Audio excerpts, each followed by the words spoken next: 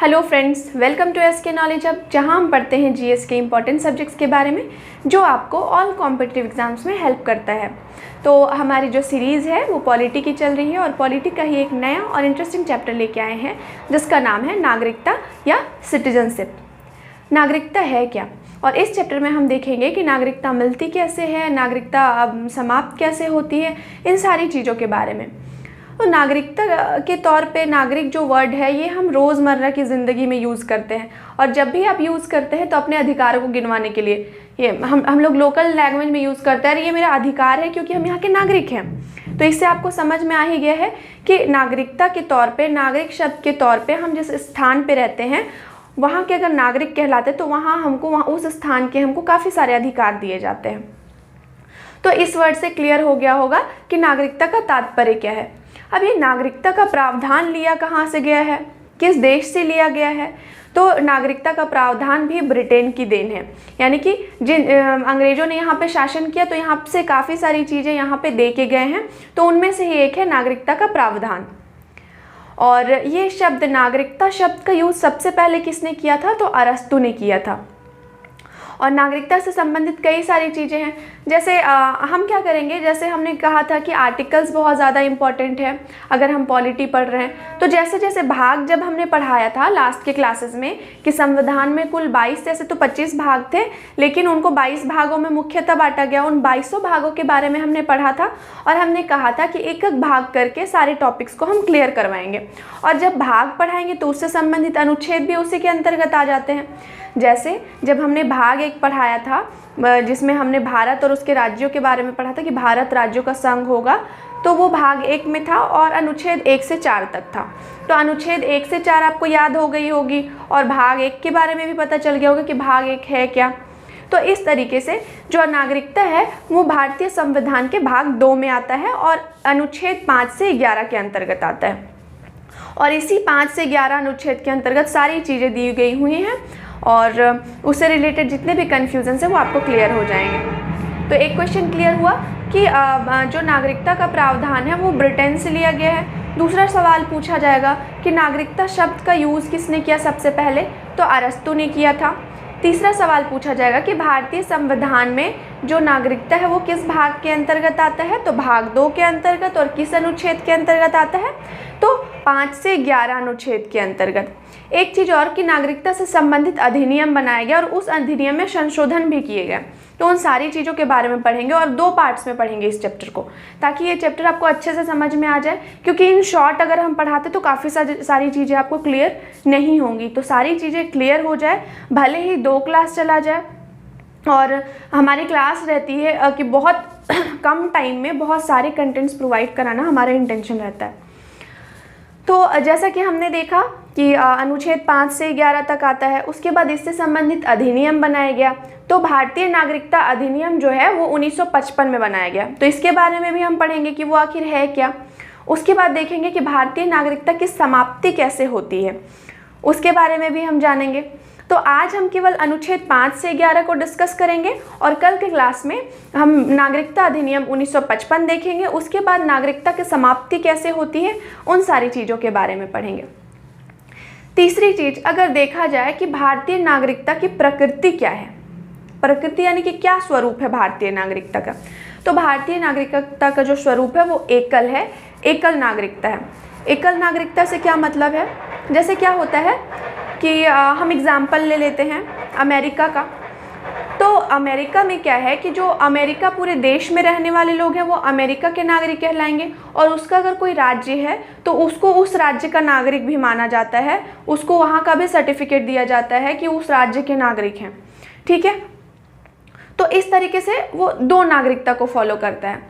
और अगर भारत में अगर दोहरी नागरिकता होती तो क्या कहलाता? जैसे कोई एक तो भारत का नागरिक है, एक उसको भारत की नागरिकता दी जाएगी, दूसरी वो जिस राज्य में रह रहा है उस राज्य की नागरिकता दी जाएगी। तो इससे काफ़ी ज़्यादा प्रॉब्लम आते हैं। कैसे, अभी बताते हैं। जैसे अगर कोई भारत का नागरिक है तो भारत का नागरिक कहलाएगा। दूसरी चीज़ कि भारत में कई सारे राज्य हैं, एक तो पहले से ही अलग अलग काफ़ी सारे धर्म के लोग रह रहे हैं, अलग अलग संस्कृति के लोग रह रहे हैं, बहुत सारी भाषाएं हैं यहाँ पे। तो इन सारी चीज़ों में हम जानते हैं कि भारत जो है विविधताओं में एकता वाला देश है। यहाँ काफ़ी सारी विविधताएं हैं, काफ़ी सारी अलग अलग चीज़ें हैं, लेकिन फिर भी लोग एकता से रहते हैं। तो इसके पीछे भी हमारे भारतीय संविधान का एक बहुत बड़ा हाथ है।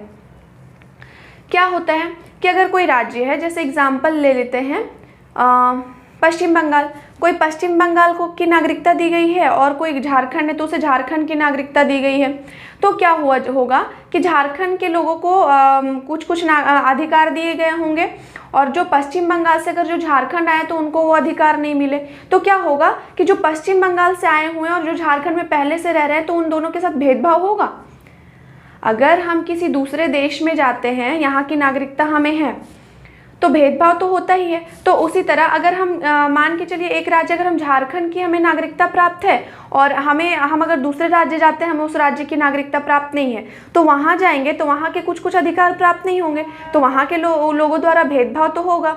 तो इसी भेदभाव से बचने के लिए भारत में एकल नागरिकता की प्रकृति अपनाई गई है, यानी कि सभी जो है भारत के नागरिक हैं, केवल भारत के नागरिक हैं, किसी राज्य के नागरिक नहीं है, किसी गांव के नागरिक नहीं है, और सभी भारतीय कहलाएंगे, सभी हिंदुस्तानी कहलाएंगे। तो इस तरीके से सारी विविधताओं को देखते हुए कि भेदभाव ना हो, इसी वजह से एकल नागरिकता का प्रावधान भारत में रखा गया। अब आगे हम देखते हैं कि अधिनियम हमने देख लिया, भाग देख लिया। उसके बाद देखते हैं कि जो बीच समय समय पर क्या होता है कि जब हम किसी समय के दौरान रह रहे हैं तो यहाँ पे जिन चीज़ों की ज़रूरत हो उसके अनुसार से हम कानून बनाएंगे। तो जब संविधान लागू हुआ, संविधान बना, तो उस दौरान नागरिकता से संबंधित कुछ कानून बनाए गए। तो नागरिकता से संबंधित कानून जब बनाए जाते हैं तो क्या हुआ, उस दौरान जो मांग थी उसके अनुसार बनाया गया। लेकिन समय समय पर चीज़ें बदलती है, जैसे हम जानते हैं परिवर्तन संसार का नियम है।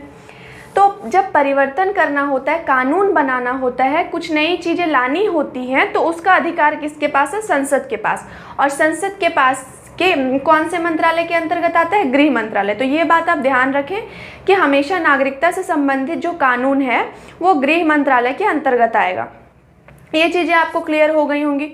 उसके बाद देखते हैं कि एक भारतीय नागरिक, अगर हम भारत में हैं तो एक भारतीय नागरिक होने के नाते क्या है कि हमें कुछ ऐसे अधिकार दिए जाएंगे जो विदेश में रहने वाले लोगों को नहीं दिए जाएंगे।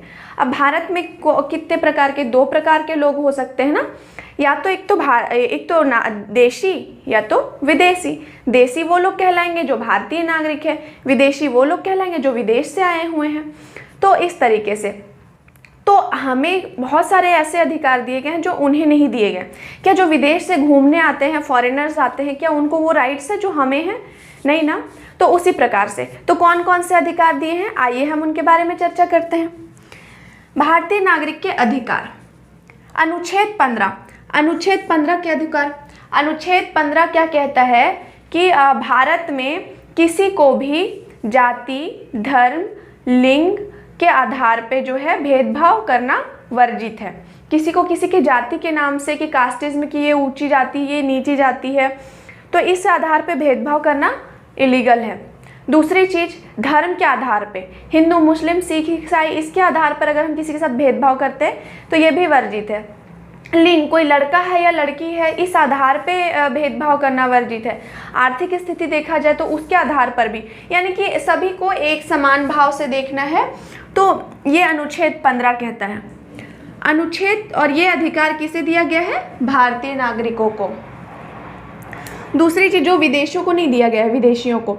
दूसरी चीज़ अनुच्छेद 16, लोक नियोजन में अवसर की समता, यानी कि जब हम जॉब करते हैं, गवर्नमेंट जॉब करते हैं, तो क्या करते हैं, सभी को बराबर से अधिकार है, सभी फॉर्म अप्लाई करते हैं, सभी एग्ज़ाम्स देते हैं, एंट्रेंस निकालते हैं और एग्ज़ाम क्वालिफाई करके जॉब करते हैं। तो सबको समान अधिकार है। सिविल सर्विसेज में जाना है, हर तरीके से सबको समान अधिकार है। हमने जैसा कि लास्ट क्लासेस में पढ़ा था कि एक टाइम ऐसा था जब ब्रिटिशर्स यहाँ पे शासन कर रहे थे तो सभी को ये अधिकार नहीं दिए गए थे, तो ये अधिकार हमें दिए गए हैं। तो वही ये अधिकार विदेशियों को नहीं दिए गए हैं। ये वैसे अधिकारों की सूची, वैसे तो हमें सारे अधिकार हैं, लेकिन ये वैसे अधिकार हैं जो स्पेशली भारतीय नागरिकों को ही दिए गए हैं, जो विदेशियों को नहीं दिए गए हैं। अनुच्छेद 19 क्या कहता है? अनुच्छेद 19 में बहुत सारे अधिकार हैं, जैसे वाक एवं अभिव्यक्ति यानी कि बोलने की स्वतंत्रता, सभा एवं सम्मेलन बनाने की स्वतंत्रता, स्ट्राइक करने की स्वतंत्रता, जो हम हड़ताल करते हैं, भूख हड़ताल पे बैठ गए, अनशन पे बैठ गए, तो ये इसी के अंतर्गत आता है। उसके बाद भारत के किसी भी क्षेत्र में व्यापार करने की स्वतंत्रता, भारत के किसी भी क्षेत्र में आने जाने की स्वतंत्रता, ये सारी चीज़ें जो है अनुच्छेद 19 में है। तो अनुच्छेद 19 आर्टिकल 19 में ये सारे अधिकार, तो क्या विदेशियों को ये अधिकार दिए गए हैं? क्या विदेशी अनशन पे बैठते हैं? क्या विदेश से आने हुए घूमने के लिए आए और यहाँ पे हड़ताल पे बैठ गए, या फिर कोई विदेशी भारत से दूसरे देश से यहाँ पे आए हुए हैं तो उन्हें भी भारतीय, हाँ हालांकि विदेशियों को भी भारतीय नागरिकता जब प्राप्त हो जाएगी, उन्हें सर्टिफिकेट मिल जाएगा कि आप भारतीय नागरिक हैं, तो उन्हें ये सारे अधिकार मिलेंगे। लेकिन भारतीय नागरिकता प्राप्त करने के लिए, क्योंकि हमारे बाप दादा की जागीर है, यानी कि हमें अपने पूर्वजों से मिला हुआ है, क्योंकि हमारे पूर्वज ही वहीं जन्म लिए हैं भारत में ही, इसलिए हमें भारतीय नागरिकता प्राप्त करने में आसानी है, क्योंकि हम पहले से ही भारतीय हैं। लेकिन विदेशियों को काफ़ी मशक्क़त करनी पड़ती है, उन्हें ये अधिकार नहीं मिले हुए हैं। तो ये सारी चीज़ें हैं। अब अनुच्छेद 29 और 30, इसमें है शिक्षा और संस्कृति संबंधित अधिकार। तो ये सारे अधिकार भी ऐसे हैं जो भारतीयों को मिले हैं, भारतीय नागरिक को मिले हैं, विदेशियों को नहीं मिले हैं। और जब विदेशियों को भारतीय नागरिकता मिल जाएगी तो उन्हें भी ये सारे अधिकार मिल जाएंगे। मतदान का अधिकार, हम वोट करते हैं, हम हक से अपने सरकार को चुनते हैं, ये अधिकार हमें है। संसद या विधानमंडल की सदस्यता का अधिकार, हम खड़े हो सकते हैं विधानमंडल या संसद में चुनाव लड़ने के लिए, हम खड़े हो सकते हैं और उसकी सदस्यता ग्रहण करने का अधिकार है हमें। उसके बाद राष्ट्रपति, उपराष्ट्रपति, न्यायाधीश, राज्यपाल, अटॉर्नी जनरल जो महान्यायवादी, महाधिवक्ता, ये सारी चीज़ों की योग्यता रखने का अधिकार। आप जब भी देखेंगे, जैसे ही राष्ट्रपति देखेंगे तो राष्ट्रपति पद की योग्यता क्या रहता है? सबसे पहले लिखा होता है भारत का नागरिक हो, या फिर अगर उपराष्ट्रपति या राज्यपाल भी है तो सबसे पहला जो पॉइंट है, जो सबसे पहला टॉपिक है, सबसे पहले लिखा हो, पहले ही लाइन में लिखा हुआ रहता है पॉइंट 1, भारतीय नागरिक हो। तो ये सारी चीज़ें जो है, ये सारे अधिकार किसे दिए गए हैं? केवल भारतीय नागरिक को ही दिए गए हैं, ना कि विदेशी नागरिक को। तो इस तरीके से भारतीय नागरिकता को अधिकार प्राप्त है। अब हम देखते हैं अनुच्छेद 5 से 11 जो है आखिर भारतीय नागरिकता का वर्णन करता है, तो क्या क्या कहता है, उन सारी चीज़ों के बारे में जानेंगे। सबसे पहले अनुच्छेद 5। अनुच्छेद 5 जो है भारतीय नागरिकता का वर्णन करता है, यानी कि कैसे कैसे भारतीय नागरिक कैसे कहलाएगा कोई व्यक्ति। तो पहला कि जिसका जन्म भारत में हुआ हो, हमारा जन्म तो भारत में ही हुआ, हमारे पिताजी का भी जन्म भारत में हुआ, हमारे दादा दादी का भी जन्म भारत में, तो हमें ये चीज़ मिला ही है, नागरिकता हमें ऑटोमेटिकली मिल गई है, तो हमें मशक्क़त नहीं करनी पड़ी। दूसरा कि जिसके माता पिता का जन्म भारत में हुआ हो, माता पिता या माता या पिता, तो जब अगर कोई बच्चा है और वो विदेश में पैदा हुआ हो तो वो कैसे कहलाएगा भारतीय नागरिक? तो उसके माता या पिता, जैसे माता पिता यहाँ से घूमने गए तो वहाँ पे उस बच्चे का जन्म हुआ हो, लेकिन वो तो नहीं कहलाएगा ना कि वो विदेशी है। कोई अगर 6 महीने के लिए घूमने गए, माता पिता हैं और भारत के ही हैं वो, और वहाँ पे किसी बच्चे की डिलीवरी हो जाती है, वो बच्चा वहीं पे होता है, तो भी वो भारत का ही नागरिक कहलाएगा। तीसरी चीज़ है कि 26 जनवरी 1950 से 5 वर्ष पूर्व से भारत में रह रहा हो। तो 26 जनवरी 1950 को हमारे देश का संविधान लागू हुआ, तो उससे 5 साल पहले से जो भारत में रह रहे हैं उन्हें भी भारतीय नागरिकता का अधिकार प्राप्त है। उसके बाद ये तो अनुच्छेद 5 की बात हो गई, यानी कि 5 में क्या कहा कि जो भारत में ही जन्मा हो, लेकिन भारत में जन्मा हो के साथ उसका कंडीशन है कि इसके भी जो है माता या पिता में से कोई भारतीय होने चाहिए, तभी वो भारतीय कहलाएगा। ये नहीं कि कोई विदेश से आया और फिर यहाँ पे वो जन्म लिया, वो बच्चा विदेश से कोई मतलब कपल आए वहाँ पे, यहाँ पे उनका अगर कोई बच्चा पैदा होता है तो फिर वो भारतीय तो नहीं कहलाएगा, उसके माता या पिता में से यहीं के होने चाहिए कोई, तभी। माता या पिता का जन्म भारत में हुआ, वही कंडीशन जो है 26 जनवरी 1950 से 5 साल पहले कहाँ रह रहे हो, भारत में रह रहे हो, तभी उनको भारतीय नागरिकता प्राप्त हुई होगी। अब अनुच्छेद 6 क्या कहता है? अनुच्छेद 6 जो है वो क्या बोलता है, पाकिस्तान से भारत जो आए हैं, यानी कि क्या हुआ कि 19 जुलाई 1948 को एक डेट रखा गया, निश्चित डेट रखा गया। तो क्या बोला गया है कि उसके इस दिन 19 जुलाई या 1948 के दिन या उसके बाद कोई पाकिस्तान गए और पाकिस्तान से भारत आए हों, यानी कि या फिर पहले से ही पाकिस्तान में हैं और भारत आए हों। जैसा कि पहले तो भारत और पाकिस्तान एक ही था, 14 अगस्त 1947 को दोनों अलग हो गए। तो उसके बाद एक सर्टेन डेट रखा गया कि 19 जुलाई 1948 को या उसके बाद जो पाकिस्तान से भारत आ गए तो उन्हें भारतीय नागरिकता मिलेगी। तो ऐसे ही नहीं मिल जाएगी, उन्हें रजिस्ट्रेशन करवाना पड़ेगा और 6 महीने तक रजिस्ट्रेशन का टाइम है, उस 6 महीने तक रहना पड़ेगा, वेट करना पड़ेगा, तब आपको पूरी तरह से भारतीय नागरिकता मिलेगी। ध्यान रखें, अनुच्छेद 6 जो पाकिस्तान से भारत आया हो, डेट क्या है 19 जुलाई 1948, और या उस दिन के बाद जो भारत आया और उसके बाद उसको भारतीय नागरिकता चाहिए, और पाकिस्तान से ही भारत आया क्योंकि पाकिस्तान और भारत एक ही था। तो यहाँ आने के बाद फिर क्या होता है कि वो रजिस्ट्रेशन करवाएगा। रजिस्ट्रेशन होने के दौरान जब पंजीकरण का समय है वो 6 महीने का टाइम देता है, उसके बाद आपको भारतीय नागरिकता मिल जाएगी। अनुच्छेद 7 क्या कहता है, अनुच्छेद 7 क्या कहता है, ये भी एक टेन्योर दिया। ये तो जो पाकिस्तान से भारत आए लेकिन जो क्या किए कि भारत से पाकिस्तान चले गए हों, लेकिन उनका फिर हुआ हो कि ठीक है नहीं हमें पाकिस्तान मतलब भारत में ही रहना है। 1 मार्च 1947 के बाद भारत से पाकिस्तान गया हो, ध्यान रखिए ये टाइम देखिए आप, 1 मार्च 1947। 1 मार्च 1947 तक हमारा देश आज़ाद नहीं हुआ, आज़ाद हुआ था 15 अगस्त को। तो क्या हुआ कि कुछ लोग जो भारत वाले क्षेत्रफल में थे, भारत वाले एरिया में थे, तो वो क्या किए कि हो सकता है कि उनका हुआ बहुत सारे ऐसे मतलब कम्युनल इशू भी हुआ था काफ़ी ज़्यादा। तो इसी वजह से क्या हुआ कि बहुत पहले से डिसाइड हो रहा था कि नहीं भारत पाक अलग होगा। जो मुस्लिम कम्युनिटी के लोग हैं वो मांग कर रहे थे पाकिस्तान की। तो उस दौरान कईयों को लगा कि अब तो पाकिस्तान भारत अलग हो ही जाना है, तो कुछ लोग यहाँ पहले से ही चले गए पाकिस्तान। तो जब पाकिस्तान चले गए तो वहाँ जाने के बाद फिर जब हम जानते हैं कि भारत और पाकिस्तान अलग होता है तो काफ़ी ज़्यादा लड़ाइयाँ, लाखों लोग मारे जाते हैं। और उस दौरान फिर कुछ लोगों का अब पाकिस्तान में रह रहे हैं लेकिन कुछ डिसीज़न हुआ या किसी कारणवश उनको क्या हुआ कि भारत रहना है, वो सोच लिए कि नहीं यहाँ पे काफ़ी ज़्यादा हो रहे हैं दंगे तो हम भारत आ जाते हैं। तो वो भारत आना चाह रहे थे। तो अब 1 मार्च 1947 के बाद भारत से पाकिस्तान गया हो, इस डेट के बाद वो चले गए हों, लेकिन बाद में वो फिर भारत आ गए हों, ठीक है।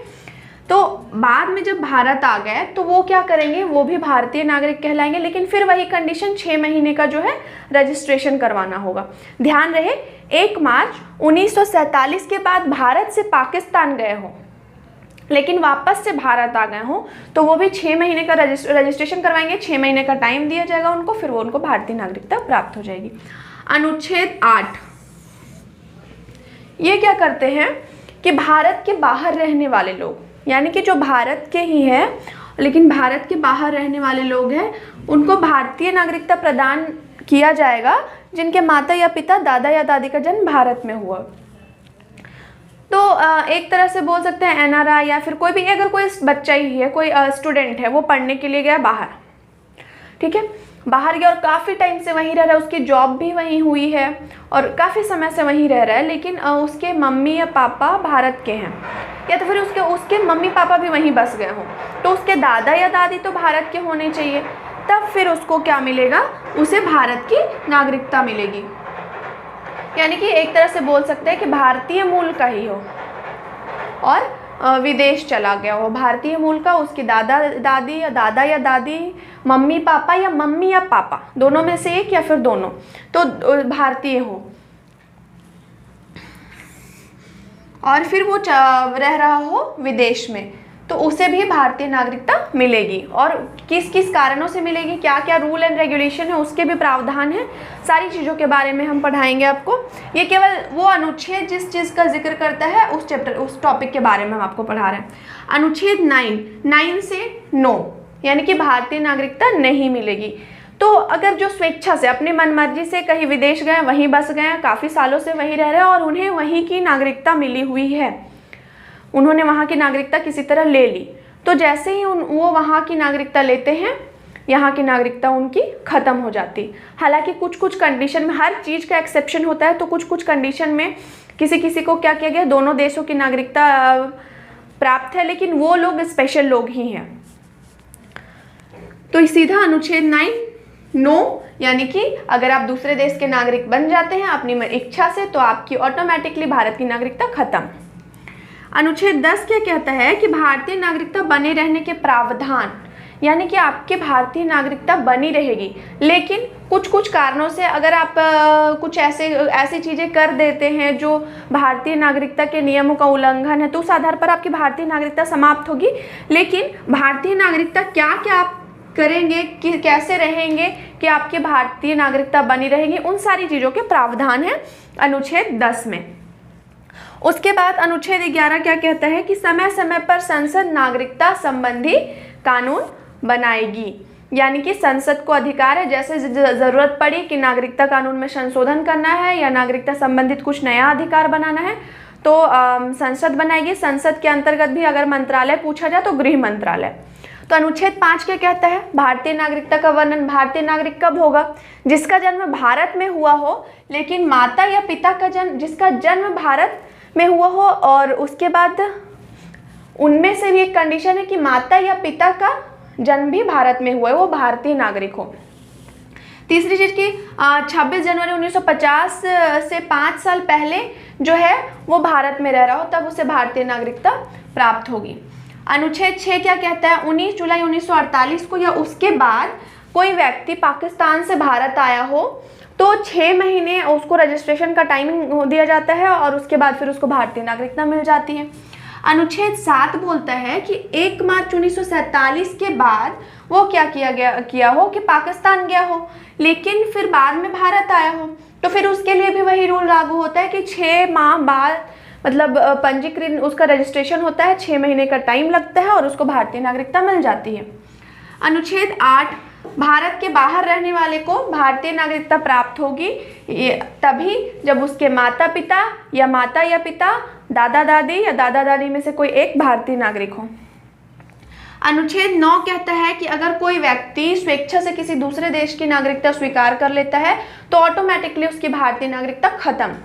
10 क्या बोलता है कि आप कैसे अपनी भारतीय नागरिकता को बरकरार रख सकते हैं, यानी कि कुछ कुछ कंडीशन है जो आप नहीं करेंगे, यानी कि भारतीय नागरिकता वाले जो नियम है उनका उल्लंघन अगर आप नहीं करते हैं तो आपकी भारतीय नागरिकता बनी रहेगी। इन सारी चीज़ों का वर्णन किया गया है। उसके बाद अनुच्छेद 11, समय समय पर संसद नागरिकता संबंधी कानून बनाएगी। अब कल हम देखेंगे कि आप क्या करेंगे कि आपकी नागरिकता बनी रहेगी, क्या नहीं करेंगे कि मतलब क्या चीज़ें ऐसी हैं जो आपको करने पे आपकी नागरिकता ख़त्म हो जाएगी, क्या आपको नहीं करनी चाहिए, भारतीय नागरिकता समाप्त ना हो इसलिए। और तीसरी चीज़ की भारतीय नागरिकता अधिनियम 1955 के बारे में पढ़ेंगे पार्ट 2 में। और आशा है कि आज का जो पार्ट 1 जो है भारतीय नागरिकता से संबंधित जितने भी कानून हैं वो आपको बहुत अच्छे से समझ में आए होंगे। और आज के लिए इतना ही, कल मिलते हैं इसके पार्ट 2 के साथ। धन्यवाद।